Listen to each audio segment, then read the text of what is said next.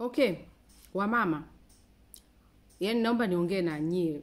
Sasa wewe mama uliyezaa, wewe ni single mother, baby mama. Unajua single mother na baby mama ni watu wawili tofauti. Kwa sababu gani? Single mama ni mama ambaye analea mtoto mwenyewe pasipo msaada wa baba. Baby mama ni yule ambaye anapewa child support. Umeelewa vizuri? Yes. So, let's different this one and then naongea na nyie leo kwa kila point. Ama msikilize kwanza huyu mama hapo. I made sure that I did. That most of my friends didn't like them, okay, but now they get it. So they had a perfect relationship with their dad. I allowed that. Oh, from time. I allowed that. Was he in their life? I made sure he was in their life. Total 100% access. When he was in Nigeria, he had the right to come into my home anytime, pick the children out, take them for holidays, whatever it was. That's great. Yani I'm a disciplinarian. yake. Watu walikuwa hata wa Nigeria wenyewe wanasema the single mama she tried, amelea mtoto mwenyewe, good job mama, single mama. Huyu mama sio single. Ni single lakini sio single mother. Umeelewa vizuri? Amesema kwamba ame make sure baba wa mtoto yani ana play katika, yani yuko involved kwenye maisha ya huyu mtoto mpaka kuanzia mdogo mpaka anakuwa. Sio, unanielewa vizuri? Sasa, why am I saying this? Najua mtaongea, lakini why am I saying this? Huyu ni baby mama.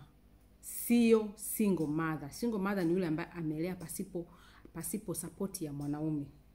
Kwa hiyo huyu mama amesema kabisa kwamba walishaachana na huyu mwanamume wake, alikuwa sijui mume wake, waliachana huko miaka mingi huko. Akamwachia zake watoto wawili.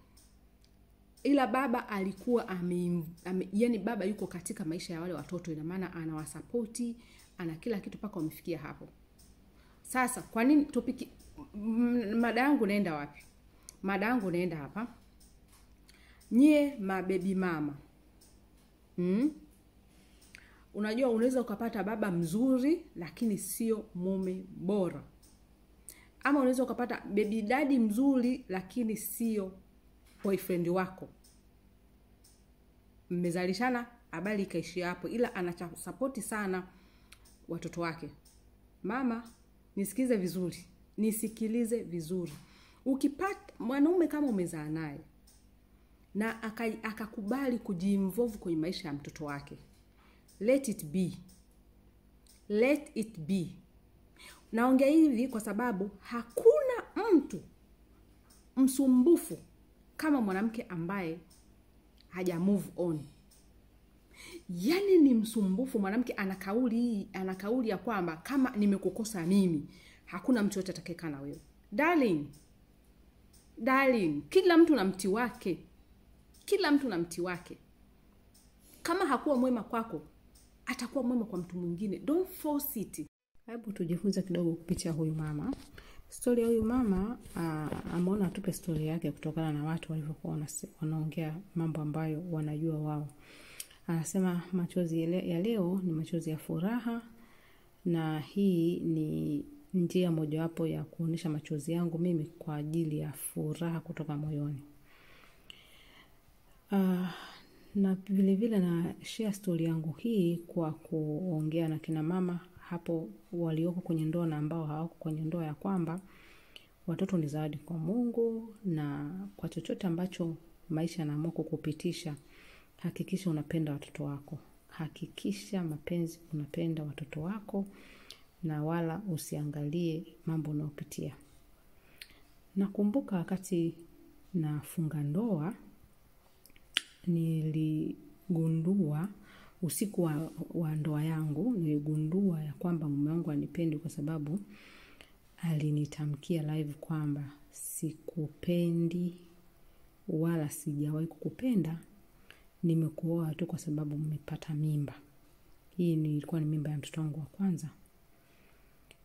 Nilisikia uchungu sana. Kwa sababu nilimpenda huyu mwanaume kwa moyo wangu wote.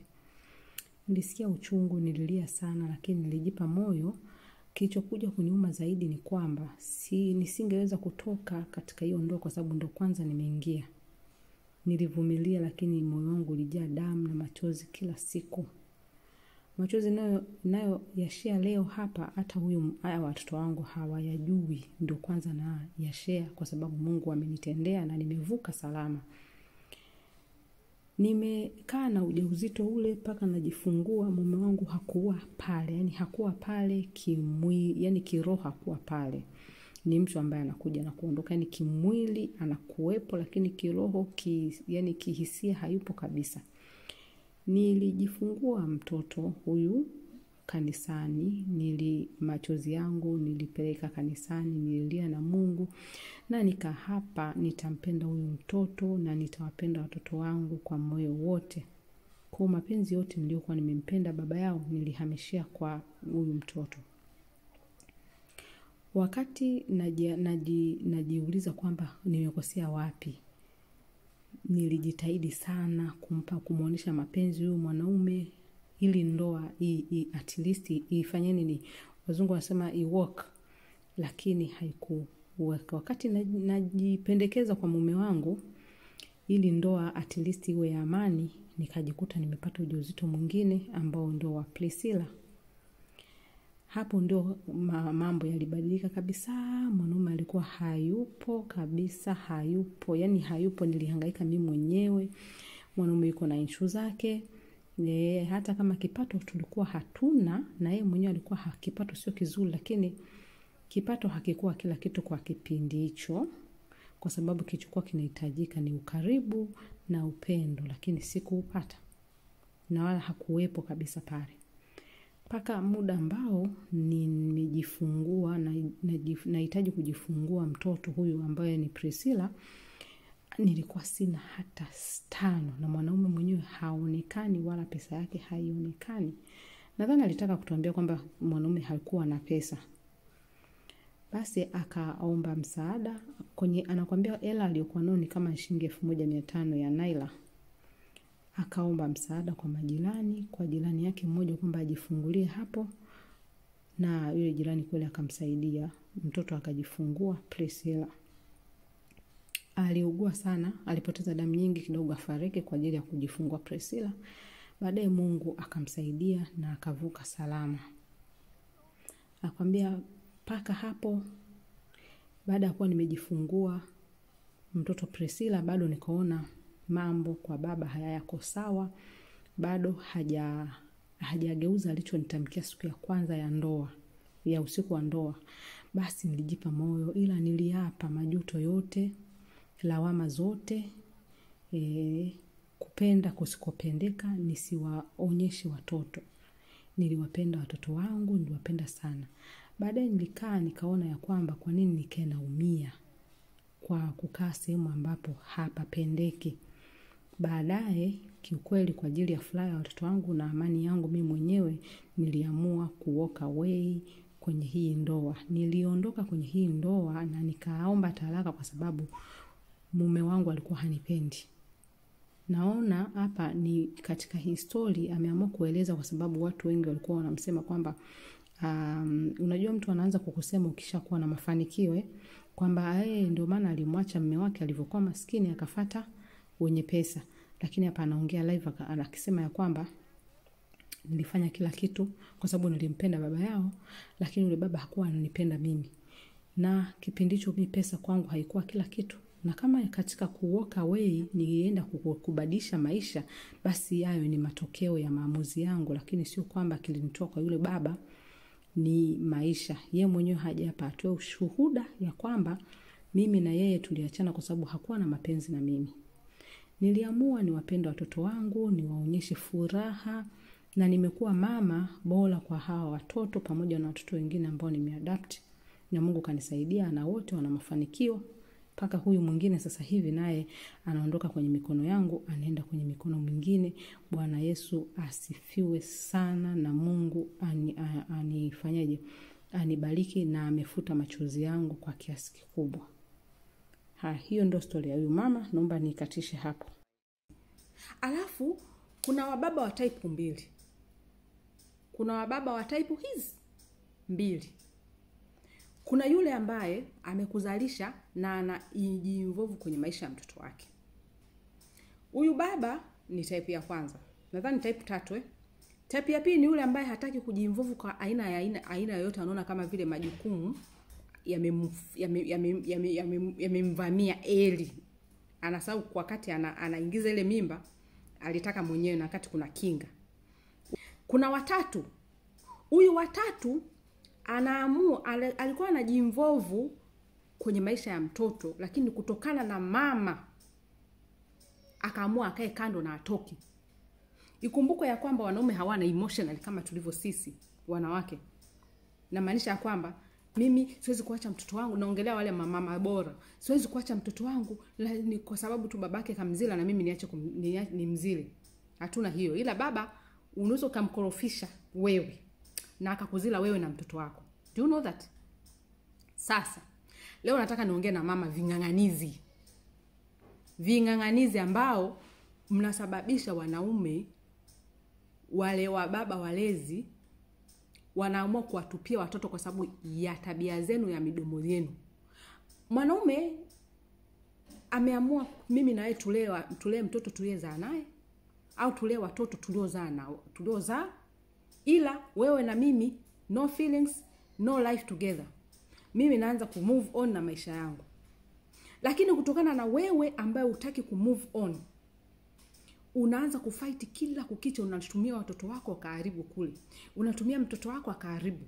Baba akiwa na mahusiano unaingilia. Kama mimi sijakupata, hamna mtu mwingine atakayekupata.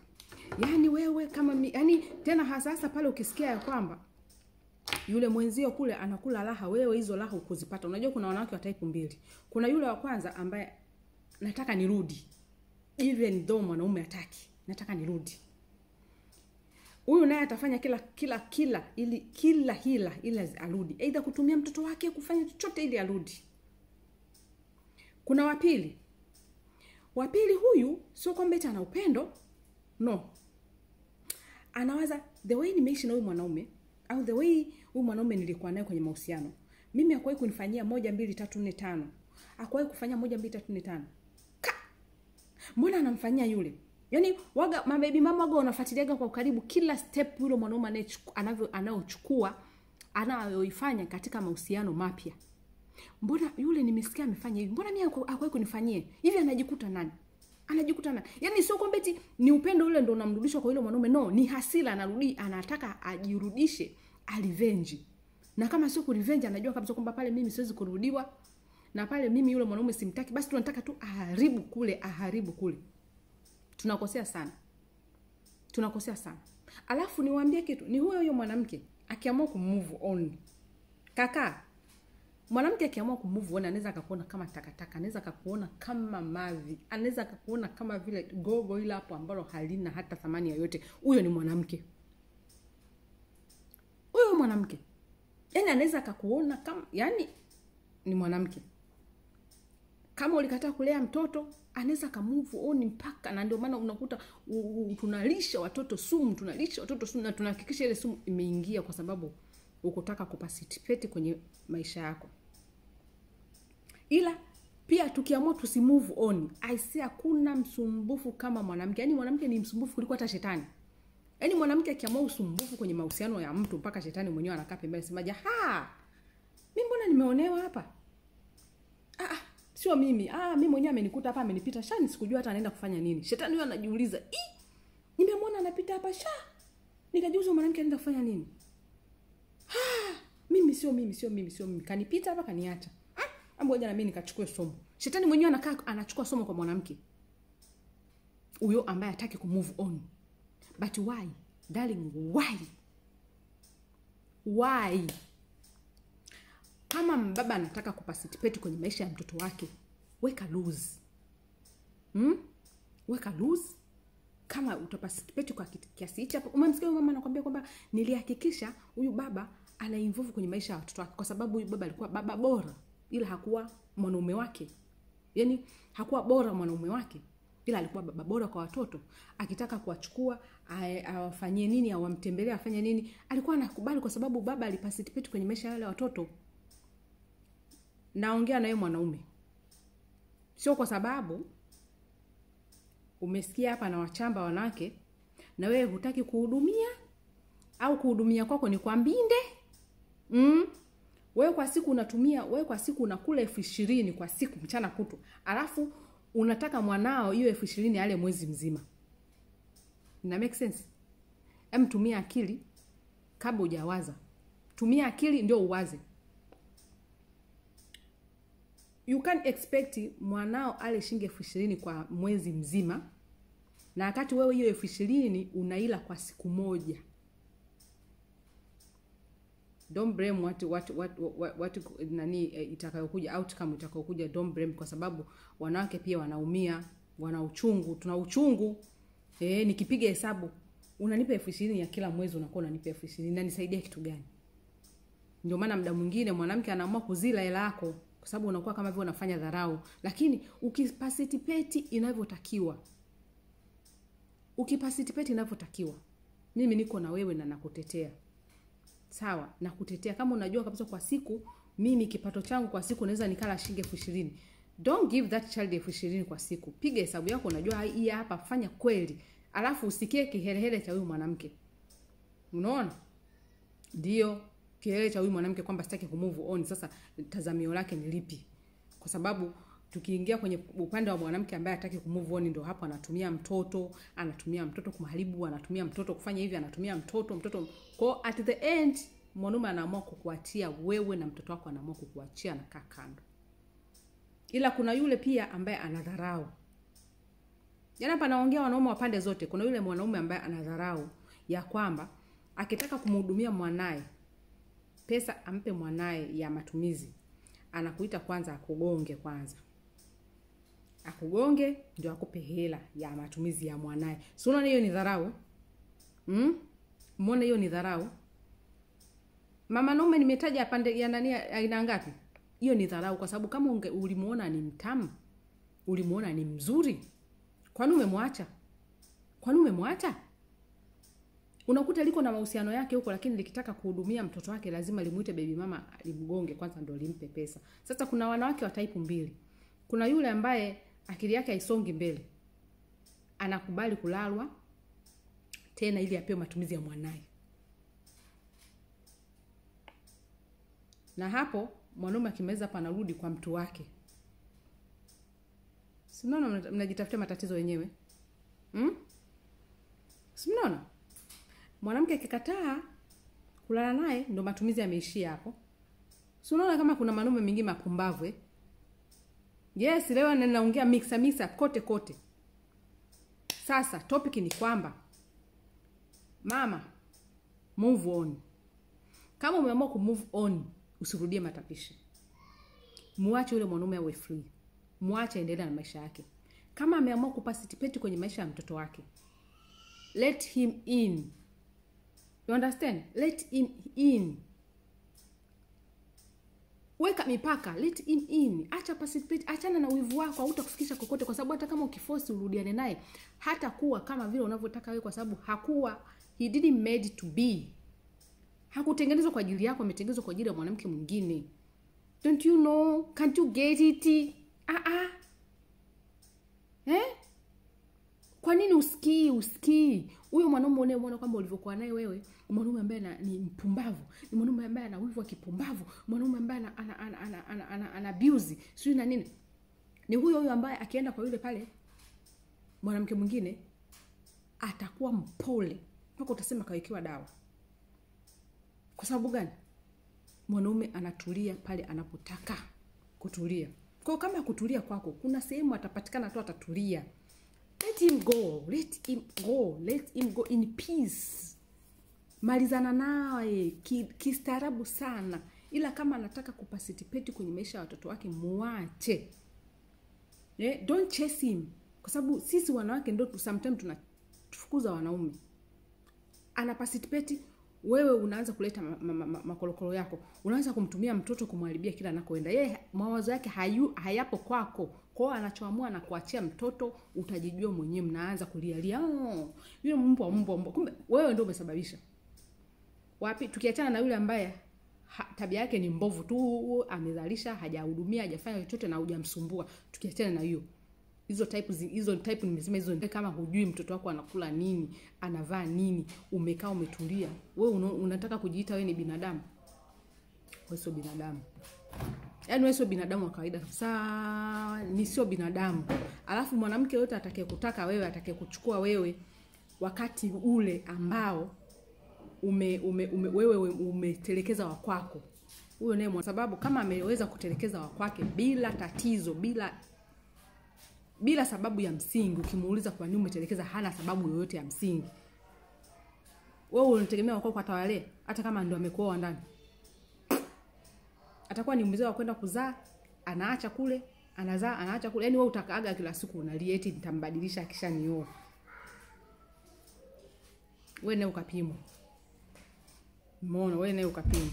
So, guys, mimi naishia hapa. La maana chukua, la kujifunza jifunze. Mama, baby mama, let the kid to be a kid. Mtoto usimuinvolve kwenye maugomvi yako. Mtoto usimuinvolve kwenye majelasi yako. Mtoto usimuingize kwenye kutomove on kwako, kwa sababu sisi wanawake ndio tunaoharibia hata future watoto, kwa sababu tu tunataka revenge. Unasahau kama yule mtoto anakuwa either atafuata nyayo zako ama atakulaumu. Usiniulize kwa nini nanyoa Spider-Man na watoto wa kiume. Umeona, mtoto anaweza aidha akakuwa ama akakuwa akakuquestion, why did you do this? Kwa nini mama ulinizuia kuwa na babangu? Kwa nini? Na ukiangalia ilikuwa sababu za kijelasi zako, kwamba kama mimi sikumpata, amna mtu kama mimi hakukaa na mimi, hakuna mtu atakayempata. Mtoto atakuuliza, mama umenichelewesha maisha yangu, umenichelewesha hizi ningekuwa mbali, kwa sababu tu ya mambo yako umeshindwa kumweka mtoto bondi na baba yake. Ila baba alikuwa anaweza kuhudumia. Au wewe baba kutoa hela ya mtoto wako paka uende ukalale na ule mama. Uone, na ndio maana muda mwingine mambo unayofanya wewe baba ama mambo unayofanya wewe mama yanakuja kuwa na consequences kwa watu wapya. Yes. Na maanisha ya kwamba wewe baba ulishamwacha huyu mama, lakini kuhudumia kwako unahudumia, ila unataka game kwa mama. Ukumbushe kipolo, na wakati una mahusiano yako mapya. Unachokuja kufanya ni kwamba huyu mama anashindwa kumove on kwa sababu tu anataka pesa kutoka kwako, kwa sababu ili umhudumie zaidi. Kwa hiyo anajua kwamba nikijituma zaidi baba atanipa zaidi. Ila yote unayotaka lazima ukakumbushie kipolo. What is going to happen ni kwamba ndo hapo mnaanza kuona paka uchawi unaingilia ndani, kwa sababu huyu mama hatataka yule pale endelee kuenjoy hela za kwako, kwa sababu anaona kwamba kwa sababu mimi natumika ndio pesa nipate ya matumizi ya mtoto. So hatuna future, yule mwanamume anitaki, ana mwanamke wake. Kwa hiyo lazima atafanya figisu hayo maisha asiendelee. Ndio mnakuta mwanamke yule mpya analogwa na kulogwa kwa kuendelekeza, na mnajua kabisa hamna future. Unaona madhara mnayotuletea? Kwa kuto move on. Mnayemuumiza nani? Watoto. Watoto. So, guys, mimi ya kwangu ya leo nimeishia hapa. Ya kuhusu baby mama na baby mama na baby daddy. Tofautisha. Wanawake tuache ving'ang'anizi.